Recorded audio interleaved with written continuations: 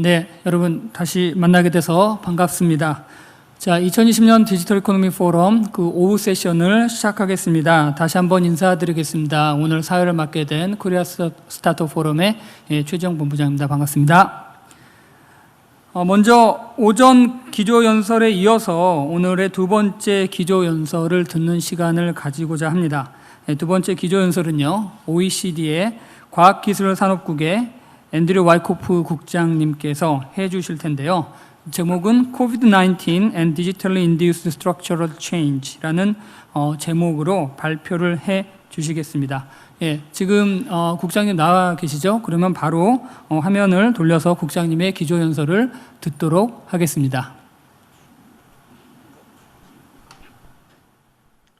Thank you very much, and it's a pleasure 감사합니다. to participate in this prestigious conference. 이렇게 저명한 컨퍼런스에 참석할 수 있게 되어서 매우 기쁩니다. 제가 직접 서울에 와서 발표를 할 수 없어서 매우 아쉬운데요. Give you a 제가 오늘 기조 발표를 통해서 특히 경제적인 관점에서 좀 개괄적인 poll here at the OECD. 설명을 드리고자 합니다. 저희 OECD에서 진행하고 있는 다양한 활동에 대해서 개괄적으로 설명을 드리고자 하는데요. Have been watching this digital transformation. 저희가 디지털 전환이라고 하는 것을 지금 수년간 이야기를 하고 있습니다. 그런데 최근에 생겨난 그런 새로운 개념이 아니라 50년간 꾸준히 진행이 된 것이죠. 저 같은 경우에도 지금 왼쪽 상단에 있었던 그 시절부터 커리어를 시작을 했는데요. 지난 50년 동안 많은 이정표들이 있었습니다. 이러한 것들을 통해서 저희가 디지털화된 사회로 진입을 할 수가 있었는데요. 이러한 각각의 단계가 특히 디지털 전환으로의 여정에 있어서의 매우 중요한 이정표가 되었다고 생각이 됩니다. 그리고 이 기술을 사실 예측한다는 것은 쉽지가 않죠. 그리고 또 스마트폰이 우리의 경제사회에 어떤 영향을 미칠지 우리도 처음엔 잘 알지 못했었습니다. 그런데 지금 역사를 봤을 때 아주 대대적인 그런 변혁 같은 경우는 기술과 관련된 것이 많았습니다.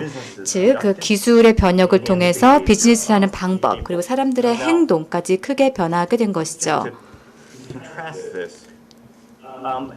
Not everything we thought. 그런데 우리가 정말 획기적이라고 생각했던 것들이 다 혁신이었던 것은 또 아니었습니다. 10년 뒤에 보면 그렇지 않은 것들이 있었죠. 겉으로는 매우 대단히 보였던 것, 지금 보시다시피 뭐 Y2K 이 버그 같은 것들은 사람들이 많이 그냥 잊어졌습니다. 뇌리에서 많이 사라졌습니다. 그래서 이런 것들은 큰 영향력을 행사하기보다는 일시적인 현상, 블립이었던 것이죠. 저희 OECD는 최근에 막 2년에 걸친 연구를 마쳤습니다. 매우 광범위한 연구라고 할 수 있는데요. 저희는 범정부적인 그런 측면, 관점에서 이러한 연구를 진행을 하였습니다. 즉, OECD 내에 14개 정책위원회가 있습니다.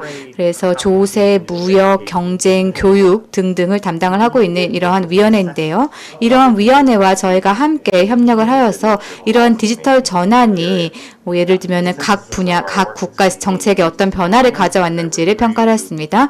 그래서 이 연구 결과를 종합해서 2권의 보고서를 발간을 했는데요. 자, 그러면은 이것을 바탕으로 디지털 전환이 우리 경제와 또 사회에 어떠한 광범위한 영향을 미쳤는지 말씀을 드리도록 하겠습니다. 코로나 여파는 그 후에 살펴보도록 하겠습니다. To do so, I would argue you need to assess 먼저 제가 말씀을 드리고자 하는 것은 경제의 전환을 이끄는 디지털 기술과 이 기술들이 갖는 속성에 대한 평가를 먼저 진행해야 한다는 것입니다. to do this in this paper was 저희가 이 보고서에서 이런 작업들을 진행을 한 것인데요. 이러한 작업들을 통해서 earlier era. 정책, 특히 우리가 알고 있는 그런 대부분의 정책들 같은 경우에는 기존의 그런 세대에 부합하는 그런 어떤 정책들이었죠. 그런데 기존의 정책들이 지금 우리가 맞이하고 있는 디지털 시대도 부합하는지를 확인해야 됩니다. 저희는 이제 3개의 큰 카테고리로 나눴는데요. 디지털 경제를요. 그리고 나서 더 나아가서 7개의 벡터로 더 나누었습니다. 즉 각각의 현상, 경제 영향을 미치는 현상들로 나눈 것이죠.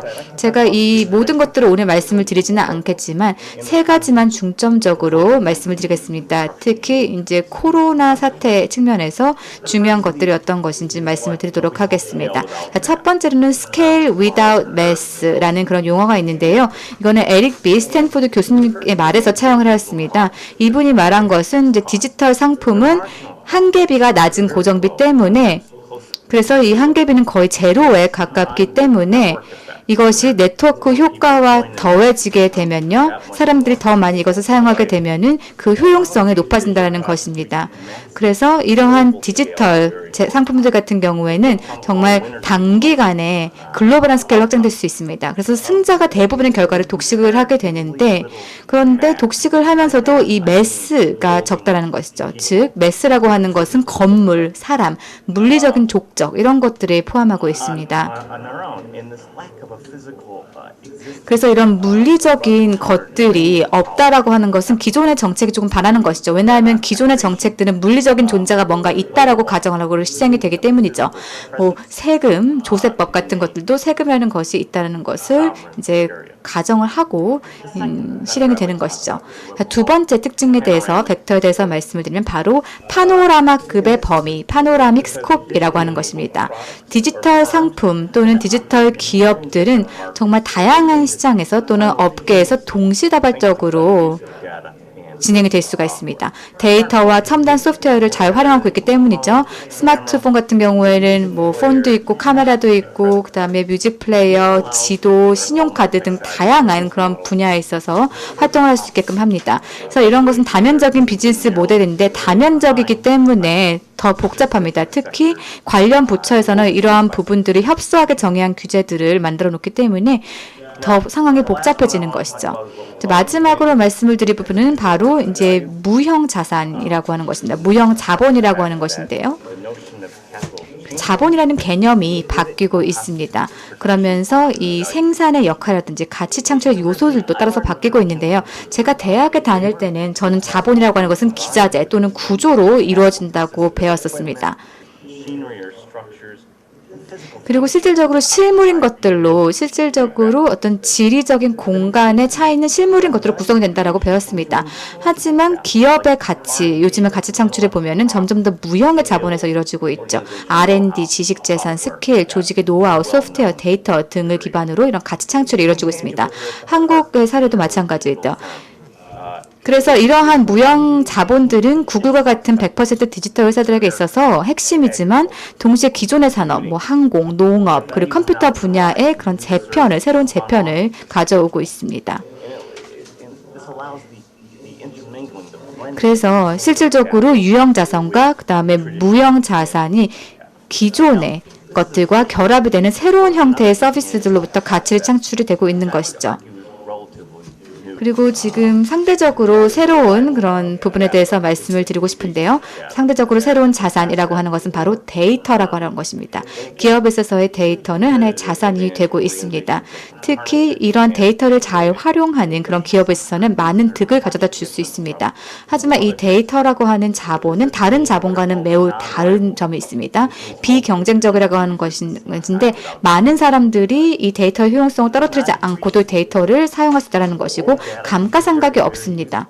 그리고 많은 데이터들은 매우 유용하고 다른 데이터 소스들과 함께 결합이 되어서 그 가치를 개선할 수 있다는 그런 장점, 특징을 가지고 있습니다. 지금 보시는 것은 저희의 고잉 디지털이라는 보고서에 나와 있는 그런 그림인데요. 자, 그리고 다음으로 이제 말씀을 드릴 부분은 우리가 지금 맞이하고 있는 새로운 시대, 코로나 시대를 보겠고요. 이 코로나에 대한 대응 그리고 여파를 살펴보도록 하겠습니다.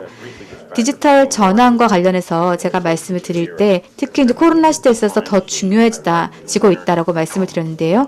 그리고 또 어떤 패자와 승자를 가르는 아주 중요한 어떤 기점이 되고 있습니다. 마이크로소프트의 CEO는 이렇게 이야기를 하였습니다. 2개월이라는 짧은 시간 내에 정말 2년에 달하는 그런 디지털 혁신이 이루어지고 있다라고 했습니다. 그만큼 코로나라고 하는 것이 디지털 혁신에서 중요한 기점, 촉매제가 되고 있다라는 것입니다.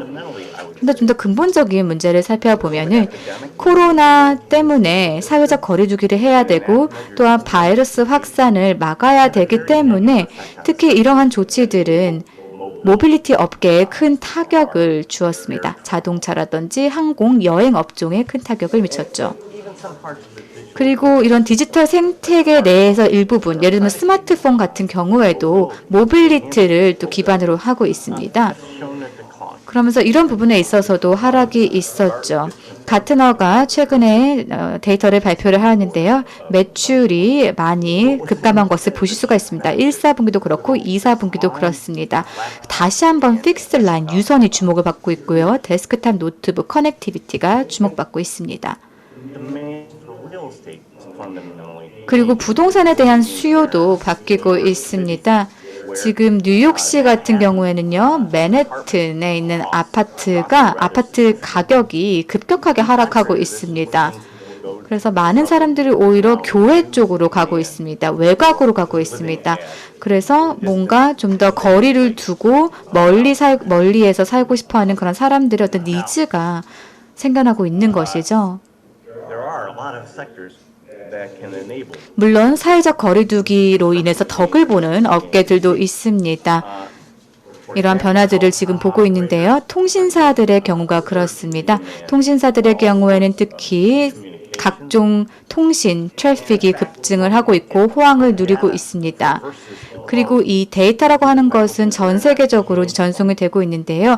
이런 인터넷 익스체인지 포인트를 보시면은 특히 많은 데이터들이 인터넷을 통해서 이동하는 것을 볼 수가 있습니다. 그리고 그 이동량이 어떤 국가에서는 60% 이상 증가를 하였습니다. 거의 3분의 1 정도, 33%까지 내려가고 있죠. 이것은 큰 차이라고 할 수 있습니다. 제가 보기에는 이것이 하나의 지표가 될 수 있을 것 같습니다. 물리적 사업장이 필요 없는 경제가 이제는 더 활성화된다는 것입니다. 그만큼 33%가 증가했다는 것은 커다란 숫자라고 하지 않을 수 없습니다. 여러분들도 아마 잘 아시겠지만 어떠한 산업들은 굉장히 잘 해서 아마존이나 같은 그런 회사들은 성장을 하고 있는 반면에 다른 곳은 또 그렇지 않습니다. 많은 활동들이 이루어지고 있는데 근접성이라든지 아니면 전통적인 원격의 문제 또 소매점의 문제 등과 같이 여러 가지 문제를 겪고 있는 산업들도 있기 때문입니다. 이런 부분에 전자상거래 등이 앞으로의 산업을 이끌어갈 수 있다는 것을 많이 목도를 하고 있습니다. 아마존 같은 경우에는 파노라마식의 범위를 사용하고 있어서 다양한 사업군, 소매점, 도매점, 물류, 그리고 클라우드 컴퓨팅에 이르기까지 동시에 많은 다발적인 사업을 광고에까지 이르게 함으로써 그 사업성을 더욱더 높여온 것입니다. 아마존만 그런 건 아니죠. 전자상거래의 많은 회사들이 그러하기 때문에 우리가 한번 지켜볼 필요가 있는 것입니다. 예를 들어 캐나다 회사인 쇼피파이라는 회사가 있습니다. 이런 회사들은 전통적인 소매업들, 특히 중소기업들과 같은 규모 회사들이 전자상거래에 잘 안착을 할 수 있도록 지원을 하는 회사입니다. 그래서 쇼피파이에 새로 신규 진입한 회사들의 경우가 전 분기에 비해서 71%가 늘었다고 합니다. 쇼피파이 같은 경우에는 이런 무형의 자산과 자본을 이용을 한 경우라고 할 수 있습니다. 여러 가지 소프트웨어라든지 경영 노하우, 새로운 신기술, 데이터 툴 기술들을 활용을 해서 전통적인 물리적인 소매점들의 지원을 해왔던 그런 회사인 것입니다. 자, 이러한 회사들을 통해서 원격지에서도 가치를 창출할 수 있는 그러한 노력을 해왔고요. 오늘과 같은 이런 회의 같은 것들도 프랑스 파리 같은 곳에서도 같이 이루어질 수 있다라는 전점을 볼 수가 있습니다. 따라서 새로운 뉴노멀의 시대가 왔다라고 하는 것을 우리가 이제 인정을 하고 받아들일 때가 되었다고 봅니다. 엔터테인먼트도 마찬가지입니다. 스트리밍을 통해서 많은 엔터테인먼트 사업이 변화하고 있습니다. 클라우드 컴퓨팅과 연합을 해서 이는 엄청나게 큰 발전을 이루고 있습니다. 클라우드를 통해서 새로운 신기업들이 규모가 확장될 수 있고 심리스하게 스트리밍 서비스를 제공함으로써 원격지에서도 충분한 엔터테인먼트 기업이 되고 있습니다. 그 외에도 여러 가지 다양한 이 과정에서의 여러 가지 무형의 여정이 있다고 봅니다. 이런 파워들을 올릴 수 있는 방법들이 많이 있는 것이죠. 또한 이런 무형 자산들을 주로 사용함으로써 전통적인 자본을 대체하고 있습니다. 과거에는 서버 같은 것들이 꼭 있어야만 하는 그런 사업임에도 불구하고 이런 무형의 자산이 더 성장을 이끌고 있는 것입니다. 그리고 빅테크 회사들이 더 성장하는 모습도 볼 수 있습니다. 당연하지만 빅테크의 규모를 가지고 있는 회사들이 디지털 역량을 갖추고 매출을 올릴 수 있으며 또 순수익을 올릴 수 있는 등 규모의 경제를 활용을 하고 있죠. 그래서 2018년과 2019년을 비교해 보더라도 이 그림에서 보시는 것처럼 그 차이를 볼 수가 있습니다. 왼쪽에서 보시는 것이 매출도 중요하지만 순수익을 보시는 것이 더 좋을 것 같습니다. 새로운 사업 영역을 확대함으로써 기존의 사업을 더욱더 활성화시키면서 또 기존 사업에 있어서의 경쟁력을 이용을 해서 신사업에도 진출을 하게 된다는 아이러니가 있습니다. 가장 좋은 회사들이 가장 잘하고 있느냐 이런 걸 보면은요, 역시 빅테크 회사들이 더 많은 부분에서 더 많은 이익을 얻고 있는 것을 알 수 있습니다. 우버나 에어비앤비 같은 경우에 있어서 모빌리티나 여행을 제공함으로써 수입을 창출하는 그러한 부분에서 테크를 사용했던 좋은 사례로 볼 수가 있습니다. 경제 상황을 살펴보았을 때 지금 보시는 것은 약간 경고성 멘트라고 볼 수가 있겠습니다. 지금까지 일어난 일을 봤을 때 코로나 시대에 우리가 눈여겨보아야 할 주의할 만한 사항이라고 할 수가 있겠는데요. 코비드 시대에 우리는 기본적으로 이제 자본이 풍부한 회사들이나 아니면 이미 디지털 원격 서비스를 갖춘 회사들, 이런 회사들의 경우에 있어서는 잘 막아낼 수가 있습니다. 작은 원격 회사를 하더라도요. 그러나 풍부한 자본이 없다거나 전통적인 사업의 경우에 있어서 원격 사업 모델에 잘 적응할 수 없는 회사라고 한다면 굉장히 어려움을 겪게 될 것입니다. 사업의 위기를 겪게 될 수가 있는데요. 따라서 새로운 신사업이 없다라고 하는 것 역시도 커다란 문제가 될 수가 있고, 신규 사업에 진출할 수 있는 여력이 부족하다는 것도 문제가 될 수 있습니다. 혁신이 부족한 전통적인 사업 부분에 있어서는 이런 경쟁력을 산업 내에서, 시장 내에서 유지를 하고 동력을 계속해서 움직이게 하는데 어려움이 있을 것입니다. 다음으로 신규 일자리의 문제가 될 수도 있다라는 말씀을 드릴 수 있겠습니다. 전반적인 일자리의 20% 정도를 신설 기업이 흡수를 해야 하는데요. 그것은 전반적으로 OECD 국가에서 봤을 때 평균적으로는 50%가 되고 있습니다. 그런데 이렇게 경기 침체가 계속이 된다면 그것이 과거에 2008년에 있었던 세계 금융위기 상황처럼 비슷하게 계속해서 큰 문제가 된다면 장기적인 고용 손실은 어쩔 수가 없는 것입니다. 예를 들어서 신입 직원이 20% 정도 덜 뽑히게 된다면 3년이 지나게 되면은 총 고용이 0.3% 줄어드는 효과, 0.7%가 줄어드는 효과가 있고요. 14년이 지나더라도 그 고용이 줄어든 효과는 0.5%로 남아있게 됩니다. 0.5%가 체감적으로 줄어있다는 것이죠. 그만큼 장기적인 효과가 생긴다는 것입니다. 지금의 고용 손실이 장기적으로 유지가 됩니다. 그렇다면 이제 우리가 모두 얘기했던 말씀을 다시 돌아가야겠는데요.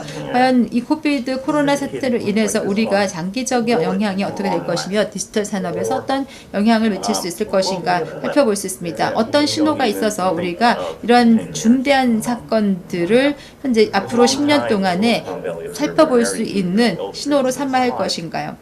이런 장기적인 측면에서 보았을 때 기술이라고 하는 것이 실제로 인간이 적응하는 것보다 더 빠를 때가 많다라고 실리콘밸리의 메리 미커가 말한 바가 있습니다. 그래서 경제학자들은 어떤 이런 부분에 대해서 이름 붙이는 것을 좋아하는데요. 관성을 따르는 변화하지 않는 속성들이 사람들에게 있다라고 이야기를 하는 행동 경제학자들이 있습니다. 많은 사람들이 예를 들어서 마스크도 쓰고 싶어 하지 않고 또한 집에만 있게 하는 것에 대해서 반감을 가지고 있고 사람들이 모이는 행동을 계속 하고 싶어 하는 그런 대중들이 있다는 것입니다. 그래서 이제 코로나의 제약으로 인해서 많은 부분에서 이제 새롭게 우리가 불편을 겪어야 한다라는 것이 하나의 동의이 될 수 있을 것 같습니다. 이제는 근무를 하고 교육을 하는 데 있어서 그 방식을 바꿔야 한다는 것은 알고 있지만 그러나 어느 정도 변화는 있겠지만 일부는 이런 부분에 있어서 다시 옛날로 돌아가고 싶어하는 과거의 상태로 돌아가고 싶어하는 사람들도 많이 있다라는 것을 인지를 해야 할 것입니다. 이제는 혁신이라고 하는 것을 단순하게 디지털 경제에 국한시킬 것이 아니라 보다 더 넓은 범위에서 적용시킬 수 있도록 하는 능력이 필요할 것입니다. 그런 면에서 과학적인 근거가 매우 중요합니다. 이 과학이라고 하는 것이 후행적인 대응에 대해서만 관심을 가지고 볼 것이 아니라 선행적인, 선제적인 대응을 할 수 있는 방식으로 사용되어야 합니다. 즉 과학적인 근거와 같은 것들은 전체 사회가 회복 탄력성을 갖는 데에 근간이 될 수 있습니다. 이를 인정을 할 수 있어야 됩니다. 따라서 여러 가지 치료를 할 수 있지만 백신과 같은 것들도 있을 수 있지만 장기적으로 보았을 때에는 예를 들어서 전 세계적으로 영향을 받고 있는 기후변화와 같은 리스크도 있고 그 문제들을 해결해야 한다는 것에서도 우리가 과학적인 근거에 기반해서 관심을 가져야 할 것입니다. 과학기술에 대한 투자가 주로 R&D라는 것으로 많이 대표가 되곤 하는데요. 이것은 경기순환적일 때가 많습니다. 그렇기 때문에 회복 탄력성만 증진시키고 나면 그 다음엔 다시 돌아가려고 하는데 그렇게 되지 않기 위해서는 대중적인 노력이 무엇보다도 필요합니다. 지금까지 우리가 관측했던 내용들의 바탕을 두고 몇 가지 결론을 내보고자 합니다. 코로나 사태가 더 가속될 수도 있겠지만 그럼에도 불구하고 어떤 혁명보다는 진화로 갈 것이 더 분명한 것 같습니다. 점진적인 발전이 될 것 같습니다. 사업적인 역동과 또 혁신을 하기 위해서는 회복 탄력성을 위해서 사용이 되어야 할 것이며 현재 있는 기업들과 또 스타트업들이 모두 다 활성화될 수 있도록 해야 할 것입니다. 그렇게 되지 못한다면 그들에 대한 어려움이 만들어질 것이고요. 무형 자산으로 향한 변화가 많이 이루어지게 될 것이므로 투자 역시 그러한 방향으로 움직여질 것으로 보입니다. 따라서 보다 전통적인 형태의 자본들이 더 희생이 되고 디지털 역량을 가진 R&D가 더 많이 포함될 것입니다. 항상 우리가 정책 브리프를 보면은 과거를 돌아보면 아 그랬구나라고 하는 만탄지사가 나오기 마련인데요. 그런 면에서 우리가 정책을 앞으로 선행적으로 보는 것은 중요할 것입니다. 또 인공지능과 같은 제가 오늘 말씀드린 내용에 대해서는 정책 브리프를 좀 더 참고해 주시길 부탁드리겠습니다. 감사합니다. 2부에 기조연설을 해주신 앤드류 와이코프 국장님께 다시 한번 감사를 드립니다. 아까 전에 오전에 기조연설 때와 마찬가지로 질의응답 시간을 가질 텐데요. 질의응답은 그 발표하신 그 기조연설 연사분과 그 커뮤니케이션을 원활히 하기 위해서 제가 영어로 질문을 하고 그 내용들은 한국어로 동시 통역을 해드리도록 하겠습니다. First, thank you very much, Andrew, for your excellent presentation. 네, 먼저 훌륭한 기조 연설 감사드립니다. 매우 유익한 발표였고요. 그리고 또 저희가 생각할 거리를 많이 던져주신 것 같습니다. 자, 그러면 Q&A 세션을 진행하도록 하겠습니다. 첫 번째 질문입니다. 앞서 빅테크 기업들이 호황이다라고 말씀하셨습니다. 특히 우리가 알고 있는 몇 개의 플랫폼 같은 경우, 특히 에어비앤비, 우버는 지금 고전을 하고 있지만 최근에는 이제 빅테크 기업들의 그런 주가가 폭등하기도 하였죠. 자, 그렇다면 국장님께서 생각하시기에 이런 신기술들이 기하급수적으로 성장을 하고 있는데 이러한 성장을 모든 빅테크 기업들이 다 고루 나눠 갖고 있다고 생각이 되나요? 왜냐하면 이러한 대기업들 같은 경우에는 기술 그리고 또 어떤 소기업들에게 많은 투자를 하고 있기 때문이죠. 네, 좋은 질문 감사드립니다.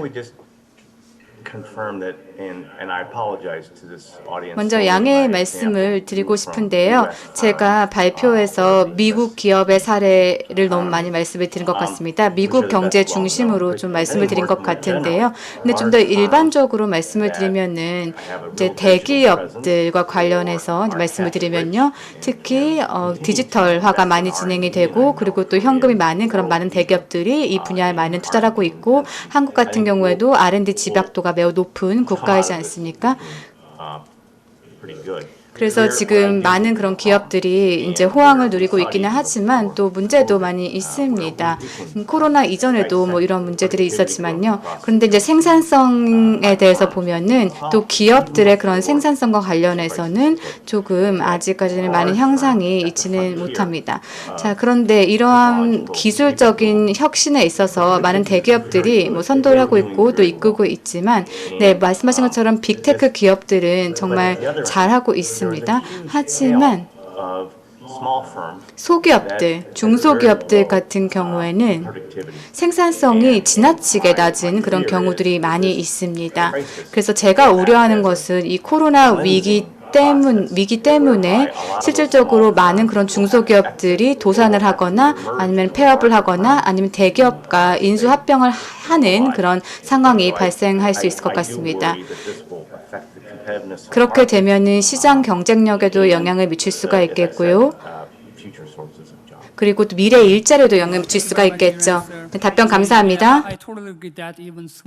예, 동의합니다. 중소기업의 경우에도 혜택을 얻을 수 있는 방법이 있다라는 것, 그리고 또한 이런 공정 자체를 단순화함으로써 효과성과 효율성을 높이고 사업의 효율을 크게 하는 것이 큰 도움이 될 것이다라는 말씀 감사합니다. 두 번째 질문 드리겠습니다. 정말 100만 달러짜리 질문이라고도 할 수 있을 것 같은데요. 질문 드리겠습니다.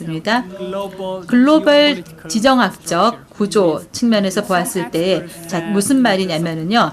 일부 전문가들에 따르면 이번 코로나 바이러스가 지정학적인 변곡점이 될 것이다 라고 하시는 분들이 계십니다. 기술을 활용함으로써 어떠한 국가들은 모든 자신들의 체제를 공고해 하려고 하는 그러한 나라들도 있고, 그런 나라들은 사이버 주권을 획득하기 위한 노력을 하지요. 전제주의 국가에서 그러합니다. 반면에 미국이나 다른 서구 국가 같은 경우에 있어서는 뭐 개인의 정보라든지 아니면 언론의 자유, 또한 빅텍에 대한 규제 등등을 사용함으로써 완전히 다른 방향으로 가고 있는데요. 이렇게 전 세계가 두 개의 분분으로 양분될 거라고 보십니까? 예, 정말 100만 달러 질문 맞네요. 다시 한번 말씀드리겠습니다. 이 코로나 바이러스가 제가 생각하는 대로 맞게 갈지는 모르겠습니다만 정부 차원에서 전 세계적으로 이제는 협박의 대상이 될 거라고 생각하지만 정확하게는 알 수가 없습니다. 그리고 또한 우리가 대응하는 코로나 정책들이 효과가 있을지 없을지 이러한 것들도 아직은 잘 모릅니다. 거기에 따라서 우리가 가게 될 방향성이 달라지게 될 텐데요. 가치관도 나라마다 다 다르기 마련이니까요. 그리고 또 나라마다 다르고 OECD도 여러 국가들을 모아놓은 것이지만, 그리고 또 비슷한 나라들끼리 하나의 그룹이 된 것이지만 그럼에도 불구하고 다를 수 있다는 것입니다. 그래서 지금까지 제가 여러 통신정보 장관님들과 만나서 이야기를 해보고 추적이라든지 여러 가지 코로나 관련된 추적법을 살펴보았을 때 한국도 그 중에 한 예로 살펴보았습니다만 근반적으로 이제 여러 가지 다양한 사회적인 비용이 있었다고 생각을 합니다. 이런 것을 채택하기 위해서 효과를 높이기 위해서 희생한 무엇인가가 있었다는 것입니다. 디지털 정책이 앞으로도 계속될 것은 분명한 것이고, 그리고 또 코로나 사태가 점점 더 근본적인 요인으로서 우리가 안고 가야 할 것만큼은 사실입니다. 예, 맞습니다. 감사합니다. 정말 큰 질문이긴 한데 정말 흥미로운 주제이기도 하지요. 그러면 다른 질문들을 청중으로부터 받도록 하겠습니다. 아까 발표에서 말씀하시기로 향후 10년이 매우 중요하다, 특히 인류에게 있어서 중요하다라고 말씀하셨는데요. 그리고 또 인간의 그런 행태 그리고 행동이라고 하는 것이 조금 힘들다 고치기 말씀하셨습니다. 자, 그렇다면은 사람들을 조금 푸시를 하여서 이러한 기하급수적인 변화를 어떻게 수용하게끔 유도를 해야 될까요? 네, 좋은 질문입니다. 네, 말씀을 드렸듯이요. 이제 편의성이 답이 될 수가 있겠는데요. 편리함이요. 그래서 스마트폰이라고 하는 것이 전 세계적으로 이렇게 유행할 수 있었던 것은 편리하기 때문이죠. 그리고 또 앱을 사용할 수도 있고 저희가 손가락으로 다 클릭을 하고 도처에 언제 어디든지 사용을 할 수 있어서 삶이 많이 편리해졌습니다. 그렇기 때문에 사람들이 오늘날 마스크 착용을 막 거부를 하고, 왜냐하면 모빌리티 측면에서도 조금 쉽지 않기 때문이죠. 그리고 또 사람들이 이런 위험이 있는데 이런 위험에 대해서 잘 모르고 있는 것이죠. 그래서 제 생각에는 저희가 그래도 어느 정도 교훈을 도출했다라고 생각이 됩니다. 과거를 보면은 우리가 사용했던 그런 툴들이 매우 편리했었고, 그리고 또 제가 직접 한국에 가서 발표를 했으면 참 좋겠지만, 제가 이렇게 또 화상으로 연결을 해서 또 많은 돈을 세이브할 수 있었고, 또 시간도 뭐 절약이 되었고, 이런 장점도 있습니다. 그리고 또 일자리 같은 경우에는 저희가 또 많은 재택근무가 이루어지고 있는데요. 재택근무를 이제 확대하는 그런 회사들도 많이 있고, 그리고 미국 같은 경우에는 앞서 말씀을 드렸듯이 홈오피스라는 그런 개념이 또 유행이 되고 있습니다. 그리고 또 원격 진료와 관련해서 말씀을 드리면은 또 저희 프로그램에도 나와 있는데요. 이러한 원격 진료라고 하는 것도 매우 편리하고 또 효율적인 것이죠. 그리고 이 학습 같은 경우에는 조금 어려움이 없지 않아 있었습니다만, 제 생각에는 이와 관련해서 많은 그런 실험들이 지금 진행이 되고 있고요. 그리고 코로나의 장점이라고 하는 것은요, 물론 지금 상황이 매우 비극적이고 위기이긴 하지만 장점이라고 말씀을 드리면은, 코로나를 통해서 저희가 좀 더 함께 노력을 해서 대응을 하고 다양한 그런 방법론들을 테스트해 볼 수 있다는 것입니다. 실험해 볼 수 있다는 것이죠.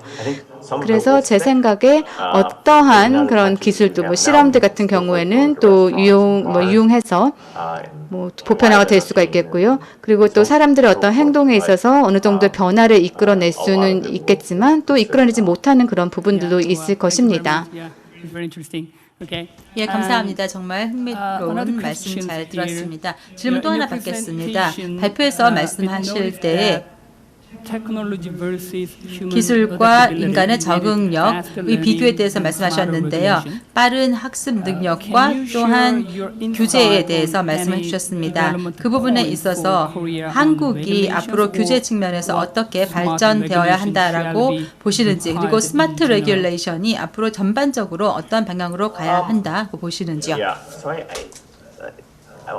예, 한 가지 측면에서 좀 말씀을 드리고 싶습니다. 빠르게 학습이 되고 있습니다. 많은 정부들도 민첩성을 높이고 있습니다. 정책을 물론 1년 만에 다 해서 10년짜리를 진행한다는 것은 아니지만, 그러나 디지털 툴을 사용을 하고 이를 현명하게 효율적으로 잘 사용하게 된다면 과거에 있었던 반복되는 점들은 줄일 수가 있습니다. 스마트 센서와 같은 경우가 그 예가 되겠는데요. 예를 들어서 이런 부분에서 변화가 있었다면 어떻게 우리가 이 중요한 부분을 더 바꿀 수 있는지를 고민을 할 수가 있을 것입니다. 기술의 적응 능력에 대해서 아까 제가 말씀을 드렸었는데, 기업들은 확실성을 좋아합니다. 기업들은 정책이나 규제가 자꾸 바뀌는 걸 별로 좋아하지 않습니다. 그래서 제가 바로 생각했던 이 디지털화가 앞으로, 그리고 이렇게 변화하는 그 기간 동안에 지금부터 시작을 하겠지만, 이들이 구체적인 기술적인 규제가 있는지 없는지, 아니면 보다 전반적인 기준 틀되는 원칙이 있는지 없는지에 따라서 앞으로 달라질 것이라고 생각합니다. 거기에 따라서 좀 더 많이 갈 수 있는 기업들도 있을 것이고 또 그렇지 못한 기업들도 있을 것입니다. 그렇기 때문에 이러한 부분에서 우리가 생각할 수 있는 것은, 기술적으로 적응 능력이 더 있는 사람들은 정책에 대해서도 더 많이 잘 반응을 할 수 있다라고 답을 드리겠습니다. 여기 또 흥미로운 질문이 있네요. 네, 지금 이 질문이 저희 주제와 직접적으로 연관이 있는지는 모르겠지만 흥미롭다고 생각해서 언급을 하겠습니다. 지난 수십 년 동안 저희는 도시화가 급격하게 진전이 되었죠. 많은 사람들이 도시로 몰려들었습니다. 교육이라든지 일자리, 그리고 기술의 다양한 혜택을 볼 수 있기 때문이죠. 그리고 많은 사람들이 얘기하기로는 지금 전 세계 인구의 한 60% 정도는 도시에 살게 될 거라고 합니다. 도시라고 살고 있습니다. 그런데 이 도시가 전체 지구 표면의 3분의 1밖에 차지하지 않지만요. 그런데 이제 코로나 사태가 발생을 하면서 우리의 삶의 방식이 변화하고 있습니다. 그래서 저희가 언택트 시대로 돌입했고 그리고 실질적으로 저희가 원격으로 어떤 높은 수준의 교육을 받을 수도 있고 또 원격으로 어떤 높은 소득의 그런 일자리를 또 가질 수가 있는데 자 이러한 트렌드가 계속적으로 지속이 될 거라고 생각이 되시는지요? 그리고 또 도시화에 대한 어떤 국장님의 전망은 어떠한지요? 네, 지금 불확실의 시대에 많은 불확실의 시대에 우리가 살고 있습니다. 그래서 제가 특히 도시화라든지 뭐 부동산과 관련해서 뭐 예측을 할 수는 없겠지만요. 그래서 제가 발표에서도 뉴욕시의 사례에 대해서 말씀을 드리겠습니다. 단기적으로 이러한 또 변화가 있었다라고 생각이 되고 그리고 서울이라든지 뭐 동경 그리고 다른 그런 대도시에서도 이런 일들이 일어나고 있는지는 잘 모르겠는데요.